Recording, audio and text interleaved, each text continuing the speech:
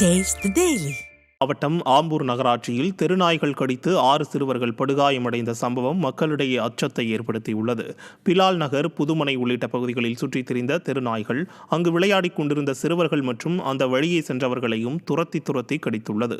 படுகாயமடைந்த 6 சிறுவர்கள் மருத்துவமனையில் அனுமதிக்கப்பட்டுள்ள நிலையில் தெருநாய்களின் தொல்லை குறித்து பலமுறை புகார் அளித்தும் இதுவரை நகராட்சி நிர்வாகம் நடவடிக்கை எடுக்கவில்லை என அப்பகுதி மக்கள் குற்றம் சாட்டினர்.